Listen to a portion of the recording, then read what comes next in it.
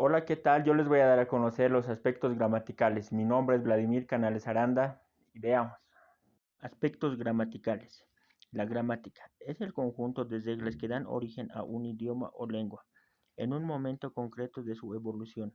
De esta manera entendemos cómo un sistema puede permitir describir y explicar todas las oraciones posibles del español, sin necesidad de contestarlas a todos dentro de un inventario. Además, tiene como objetivo dar origen al habla, al escribir correctamente de una lengua. La gramática es una rama de la lingüística que tiene por objeto el estudio de la forma y la composición de las palabras, así como de su interrelación dentro de una oración o de una frase. El estudio de la gramática muestra el funcionamiento de las palabras en una lengua. La morfología es una disciplina de la lingüística encargada del estudio de la estructura interna y de las palabras, las reglas para su formación y las distintas formas en que éstas están relacionadas con otras palabras y del mismo idioma. En este sentido, el término morfología está compuesto por dos partículas o morfemas. La primera es morf, forma, y la segunda es ología. Es la rama del conocimiento. Así pues significa la rama del conocimiento concerniente a las formas. Esta palabra generalmente se atribuye al poeta, novelista, dramaturgo y filósofo alemán Johann Wolfgang en el año 1749 a 1832, quien la acuñó a principios del siglo XIX. ¿Para qué sirve la morfología? La morfología, como las demás ramas de la disciplina lingüística, sirve para descubrir los mecanismos subyacentes en los distintos sistemas de la lengua. En su caso particular, explica la estructura interna y las reglas de la formación del léxico de cada idioma. Así se ha podido notar que en algunos idiomas el uso de la morfología para incluir significados complejos en una sola palabra es mucho más elaborada que en otras. A pesar de esta variación, la morfología es un aspecto de la gramática que todos los idiomas, y en algunos rivaliza con la sintaxis, en el poder expresivo que lo permite. La clasificación de la morfología son los siguientes: la morfología flexiva y la morfología derivada. La morfología flexiva es el estudio de los procesos como la afijación que distinguen las formas de las palabras en ciertas categorías gramaticales. Las categorías de inflexión prototípicas incluyen a un número, tiempo, persona, caso, género y otros. En general, estas producen diferentes formas de la misma palabra en el lugar de palabras diferentes. Además, las categorías flexivas no alteran el significado básico expresado por una palabra o lexema, simplemente lo agregan a especificaciones o enfatizan ciertos aspectos de su significado. Ejemplos: por tanto, hoja y hojas, escribir y escrito, profesor o profesora, no tienen entradas separadas en los diccionarios. Hojas, como por ejemplo, el mismo significado básico es que hoja es el morfema, el S lo agrega en la noción del plural. Morfología derivada. Se ocupa de los procesos de formación de nuevas lexemas o palabras. Estos procesos en muchas veces implican la modificación sistemática de una base o raíz. La técnica más entendida para la derivación es la fijación, como por ejemplo en el español se utilizan prefijos o sufijos honesto, deshonestidad, honestamente. Sin embargo, en otros idiomas existen infijos, interfijos y circuncisos. Además, la fijación existen otros mecanismos como la reduplicación, modificación interna o de reordenación. Ejemplo: el español es una lengua sintáctica, pero no de tipo flexivo o funcionante. Se caracteriza porque en un mismo morfema se contiene varios tipos de información gramatical. Habló sufijo en primera persona del singular en tiempo presente y el modo indicativo. Habla sufijo en tercera persona del singular en tiempo presente y en modo indicativo. Habló en sufijo con acento en primera persona del singular en tiempo pasado y en modo indicativo. También se puede decir que la morfología es el estudio de formas de la lengua, que describe las reglas que rigen a la estructura interna de las palabras, es decir, las reglas la combinan en los morfemas para dar forma a una palabra. También se puede decir que estudia las palabras y sus accidentes gramaticales.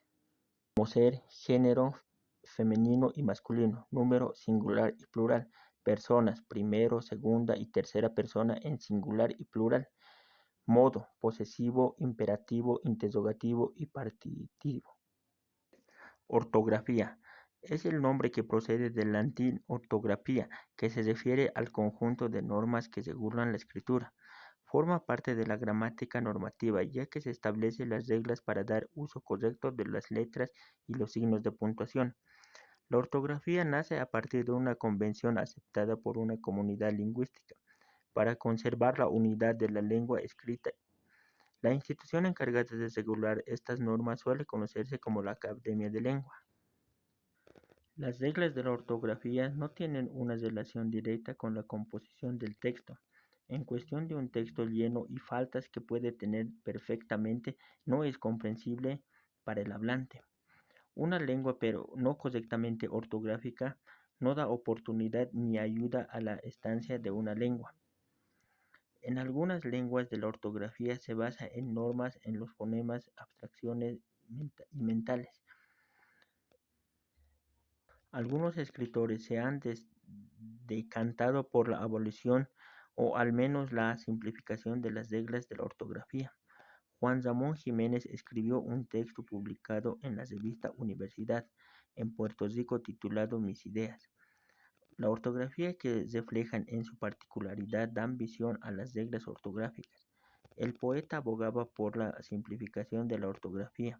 En eso da respuesta a su decisión, por ejemplo, el de escribir su apellido con J, porque se suprimía a las B, a las P, en otras palabras como a oscuro septiembre y porque usaba S en vez de X, en esas palabras como excelentísimo y otras. Juan Ramón declaró que lo hacía en primero por amor a la sencillez y por odio a lo inútil, por tanto también porque creía que se debía escribir como ya sea habla y no hablar como se escribe. Puntuación. Son una parte importante para total comprensión y correcta expresión del texto escrito. Con los diversos signos de puntuación se pretende reproducir la entonación que se utiliza en la lengua oral, es decir, cuando hablamos. El uso adecuado de la puntuación permite evitar la ambigüedad en textos, sin que el uso de los signos de puntuación podrían tener interpretaciones diferentes. No obstante, los signos de puntuación son en muchos casos el uso flexible y por ende se usa en esta subordinada al estilo o forma en particular que se escribe. El autor o individuo que escribe debe tener ciertos signos de puntuación. Por tal motivo veremos algunas reglas. Entre ellos veremos los siguientes: el punto, la coma, el punto y coma, dos puntos, corchetes, comillas, guión, puntos suspensivos, signos de interrogación y signos de exclamación. El punto marca o señala una pausa que se da al final de un enunciado. Hay tres clases de punto: el punto seguido, el punto y aparte y el punto final. El punto seguido separa enunciados que integran un párrafo después de un punto y seguido. Continúa escribiendo en la misma línea. Ejemplo: salieron a jugar juntos y a dar un breve paseo. El día era espontáneo, el paseo fue recordante. Punto y aparte. Separa dos párrafos de distintas líneas y suelen desarrollarse en la siguiente línea, como por ejemplo: Miguel sentado en el muelle esperaba el regreso de su padre. Mientras miraba el horizonte buscaba la distancia que algún barco anuncie la llegada de su padre. El punto final es el que cierra un texto. El punto se utiliza también después de las abreviaturas, como por ejemplo señora, doctor y otros. La coma es una pausa breve que se produce dentro de un enunciado. Se usa en muy variadas ocasiones, cuando se enumeran elementos y análogos, como por ejemplo: me iré de vacaciones por varios países de Sudamérica, entre ellos Chile, Bolivia, Perú y Brasil. Para separar los miembros de la gramaticalmente equivalentes dentro de un mismo enunciado, se deben tomar los siguientes. Ejemplo: estaba muy preocupada por su familia, por su trabajo, por sus amigos y por su salud. Punto y coma. Se presenta una pausa mayor a la de la coma inferior y al punto. Se utiliza a enumeraciones que a su vez incluyen frases explicativas. Ejemplo: visitamos varios pueblos de la ciudad de La Paz, entre ellos Copacabana, Yungas, Sorata, Caranavi y muchos más. Dos puntos. Bueno, los dos puntos se utiliza mayormente para cartas, como por ejemplo, querido amigo, continuando la frase. Paréntesis. Separa para las fechas o periodos históricos. Corchetes. Se utilizan de la misma forma similar a la de al del paréntesis, que incorporan información complementaria o aclaratoria. Comillas. Se utiliza para señalar una palabra o frase que tiene un sentido diferente que al resto del texto, como por ejemplo, permiso, dijo el pianista. Guión es la división silábica, como por ejemplo, palabra. En las palabras compuestas por dar, por guión, por dar guión y separar algunas cifras, como por ejemplo en el año 1990-1999. Puntos suspensivos para indicar un enunciado que está incompleto o que continúa en un lugar de la mancha. Signos de interrogación. Ejemplo: estos expresan alguna matriz de alguna pregunta, como por ejemplo, ¿qué hora es? Signos de exclamación para crear énfasis o sorpresa. Ejemplo: qué bueno verte. Acentuación.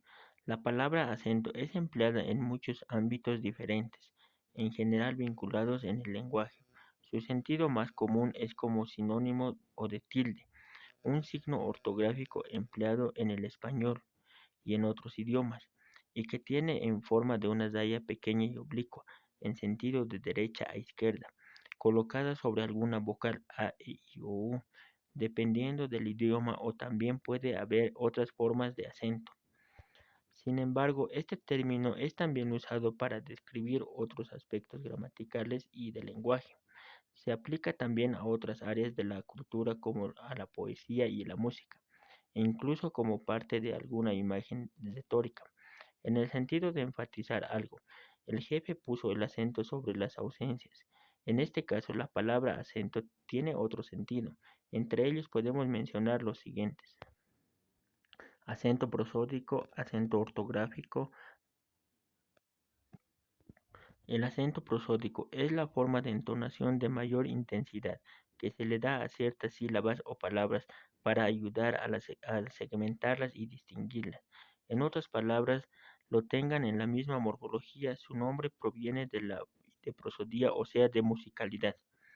Dicho así, es lo mismo que normalmente se llama en español la sílaba tónica, y que puede o no representarse gráficamente.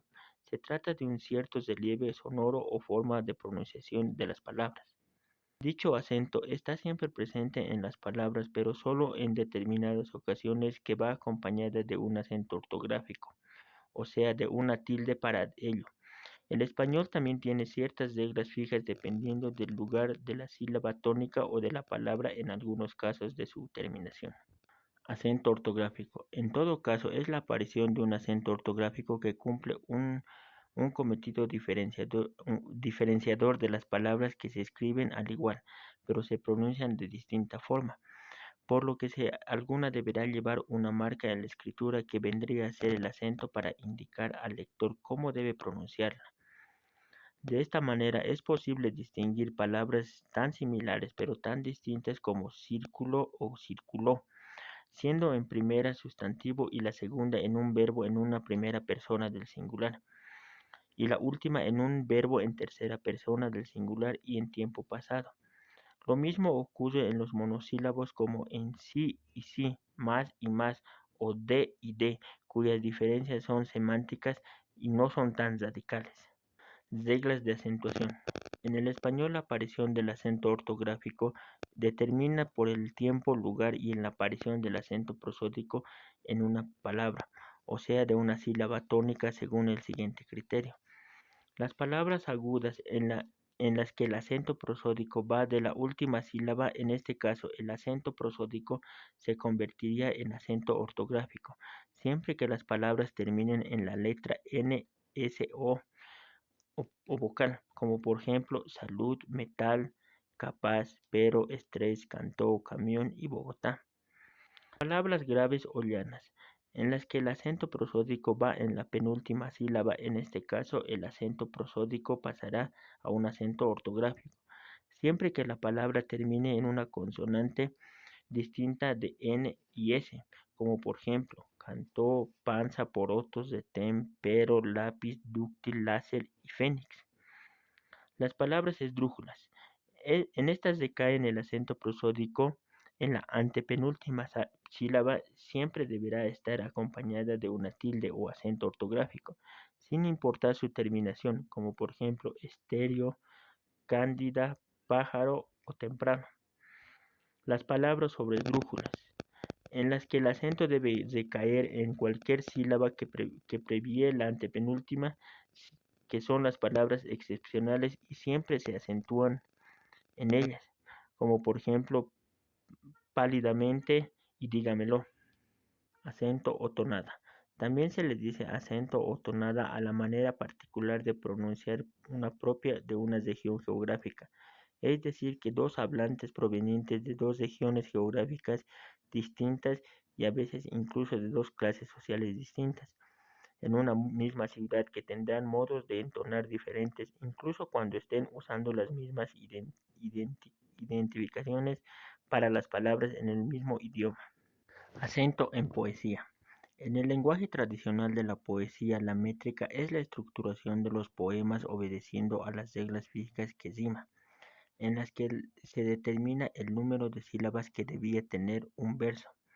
En el mismo sentido, el acento es el lugar del verso en la que se hace un énfasis musical o prosódico, o sea, en cierto énfasis que no por ello modifica la gráfica de las palabras. Acento musical. Similarmente, en el lenguaje de la música, el acento marca ciertas notas que requieren de un énfasis especial o que deben ejecutarse de un modo específico para expresar determinados sentidos de la pieza. En estos momentos enfáticos pueden darse a un acorde o una nota como parte de un contexto de ejecución, o que pueden estar identificados con un signo en la partitura. Auditivamente, estos acentos que perciben como una descarga o energía de una sensación de apoyo en la ejecución sonora de la pieza. Adjetivo. Es la palabra que acompaña al sustantivo para calificarlo y determinarlo y modificarlo en las clases de adjetivo. Por su significación calificativo, es bueno regular las cuales se dividen en posesivos, comparativo y superativo. Óptimo, pésimo, máximo, mínimo, supremo, infierno. Determinativos. Cualquier persona. Posesivos. Mi, tú, su. Numerales y cardinales. 1, 2, 3, 4. Numerales ordinales. Primero, segundo, tercero. Por su constitución, atributos y predicativos están relacionados con las funciones del sujeto y el predicado. El pronombre es la palabra que se instituye en el nombre, es la que designa animal, persona o cosa, sin nombrarla, como por ejemplo, hay 3 sillas de esta, que esta es para ti, esa es para Carlos y aquella es para mí. Estos pronombres personales se instituyen a nombres de personas, de primera persona, de segunda persona y de tercera persona. Los pronombres demostrativos son este, ese, aquel. Pronombres relativos, que son aquel, cual, quién, yo, cuándo. Pronombres interrogativos, qué, quién, cuáles, quiénes. Pronombres indefinidos, alguien, alguno, nadie, etc. Pronombres posesivos, mío, tuyo, nuestros. Artículo. Es la palabra que enuncia el carácter del sustantivo en la expresión que le sigue y de los accidentes gramaticales de este sustantivo. Es determinante del nombre que simple lo procede a enunciar como su género, número. El artículo está determinado o definido como el, los, las, o bien indeterminados o indefinidos como un, unos, unas o neutro. El verbo Es la palabra que designa existencia, esencia, proceso, acción, pasión o estado indicando un modo dentro de un tiempo y con referencia a una persona. El mundo está constante a una actividad. Ese dinamismo que expresa mediante el verbo por consiguientes es la parte de la oración que expresa los cambios, movimientos y alteraciones en los objetos en relación con el mundo exterior. Los verbos son de una o varias clases. En el transitivo de una acción recae en una persona o cosa. Tú escribes una carta. En los intensivos de la acción se completa en una misma noción de salir, morir o saltar. En los reflexivos de la acción recae en el sujeto que los ejecuta. Yo me lavo, tú te lavas y los demás se lavan. Estos verbos se conjugan con los pronombres me, se. En los recíprocos se expresa una acción que se alza entre dos personas que se corresponden mutuamente. Tú y yo nos tatuamos, nos odiamos, nos queremos. Por las conjugaciones del verbo se usan como auxiliares los verbos de ser y haber. En este mismo papel suele emplearse otros verbos más como estar, tener, ir y venir. Al ser un conjugado, el verbo ofrece una parte invariable llamada radial y otras variables que es la distancia o terminación. Primera persona, segunda persona y tercera persona. En América Latina, en vez del pronombre vosotros se utiliza ustedes, igualmente que el verbo actúa en una función del número en que se hallan los pronombres, ellos en singulares y en plurales. Los modos del verbo son tres: el indicativo, subjetivo e imperativo. Conjunción: son las que enlazan oraciones enteras y establecen relaciones entre ellas. Es una palabra monema o grupo de palabras que se utilizan para conectar, enlazar o unir dos oraciones o entre partes de los miembros. Como por ejemplo, Pedro no vendrá.